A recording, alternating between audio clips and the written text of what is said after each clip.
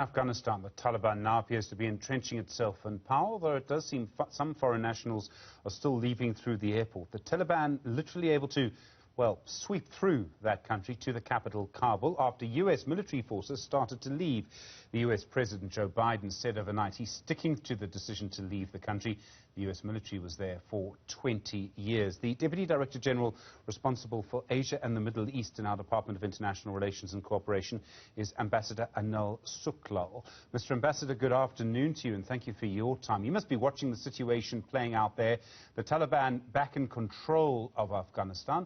How would you like the Taliban to govern there? Good afternoon, Stephen. Yeah, firstly, it's very unfortunate and a great human tragedy watching what is unfolding in Afghanistan. It's unfortunate in the sense that all of this could have been avoided. I want to also remind ourselves that we issued a statement this morning on the unraveling situation expressing concern. But I also want to remind ourselves that we issued a statement way back in September 2001 when the US and allies invaded Afghanistan, and then South Africa disassociated itself from that action. And we said that any action in Afghanistan must be mandated through a UN Security Council resolution. It was unfortunate that the invasion of Afghanistan in 2001 took place without a UN-sanctioned resolution. And what we are seeing today, the tragedy unfolding in Afghanistan today, is a result of the actions taken 20 years ago. The Taliban was in power when Afghanistan was invaded in 2001. They are on the cusp of taking over power in Afghanistan again. They control the entire country with the exception of Kabul airport. Our message to the Taliban is that we'd like to see a return to the rule of law, respect for human lives, respect for the international law, humanitarian law, and we'd like to see an inclusive Afghanistan government where all parties come together and for the Afghan people themselves to decide the type of government they want. And we appeal to the Taliban leaders to make sure that you have an inclusive, rules-based government where all the citizens of the country are taken on board and feel comfortable with the type of government that will oversee the return of peace and stability in Afghanistan, which is crucial not just for Afghanistan and the region, but for the international community's safety and security as well. When you say, Mr. Ambassador, that you would like to see the people of Afghanistan choosing for themselves, I presume you're nodding in the direction of democracy. You would prefer some kind of democracy rather than, I suppose, what's happened, which is the people with the gun, the men with the guns, have taken over. Well, we would like, when we say we like an inclusive government, South Africa being a vibrant democracy, we'd like to see those principles applied in Afghanistan as well.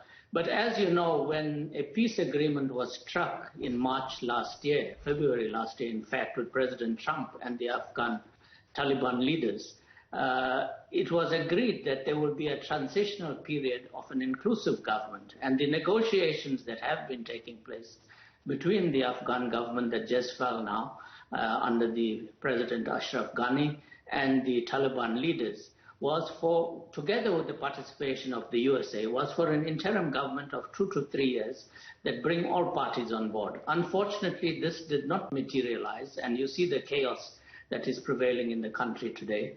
And we hope that some kind of stability can come back in Afghanistan and the rule of law is supreme. A big issue is now going to be about women, and we know that in the past the Taliban has refused to give women equal rights in that society. There have been some suggestions that perhaps the Taliban has changed, but do you expect the Taliban to do the same thing, or will you call on them to give women equal rights? And I realize it is not really our space as a country to tell another country how to govern itself. It's not something we necessarily like to do. But some principles are principles, you know, and the rights of women must surely be one of them. I think the leadership of Taliban has listened to the international community, and I think it's encouraging that the spokesperson of the Taliban, Maulana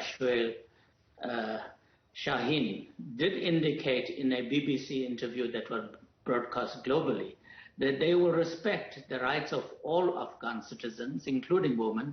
And it was encouraging to see that in Kabul today, despite all the chaos, you saw school children, including girls, going to school this morning. And I think we should leave it to the people of Afghanistan to decide on the type of government. The Taliban has indicated that they will apply Sharia law and have an Islamic government in place, the Islamic Emirates of Afghanistan, as it is being called. And I believe under Islamic law, the rights of women is respected, and one would expect the Taliban to enforce that as contained under the Sharia law. I do want to go back a little bit to the actions of the United States here. Do you think the US has learned anything? It's very unfortunate watching the speech of President Biden last night. He used a very apt phrase coined by historians where he referred to Afghanistan being the graveyard of empires. Now, no power throughout history, right from the time of Alexander the Great, they tried to invade Afghanistan, through the British Empire, through the Soviet occupation from 79 to 89 of Afghanistan, and now the 20 years of occupation by the USA and allied forces has ever brought peace and stability. It's been a massive failure, and one can only hope that we learn lessons from these actions of humanity, and that we take a different route in terms of assisting Afghanistan. Afghanistan is going to need tremendous assistance. They are not going to be able by themselves to reconstruct and rebuild the country and bring peace and security. I think the United Nations must play a seminal role, and firstly, the regional partners, the immediate neighbors, must play an important role. Together with the major powers, USA, Russia, China, Pakistan, and others, all have an important role to assist Afghanistan, to assist the various parties, the Taliban and all political formations, to sit around the table. And South Africa itself would be happy to share our own experience at inclusive negotiations. We would like to see a peaceful, stable Afghanistan. It's not had peace for over 4 or 5 decades now.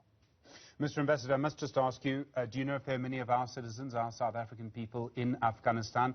I'm not aware of many. I know that you're able to offer them help through Pakistan. Are you aware of many South Africans there?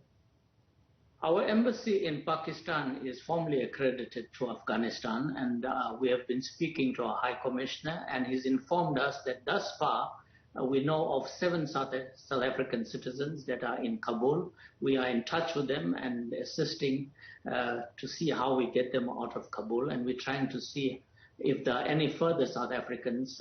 We will go through the assistance as well, working with our partners in the region. Mr. Ambassador, thank you very much indeed. Well, confirmation there. 7 South Africans in the Kabul area at this moment as the Taliban sweeps through Afghanistan. Mr. Ambassador Anil Sooklal, the Deputy Director General for Asia and the Middle East in the Department of International Relations and Cooperation. I do appreciate the time, sir. Thank you very much indeed. Well.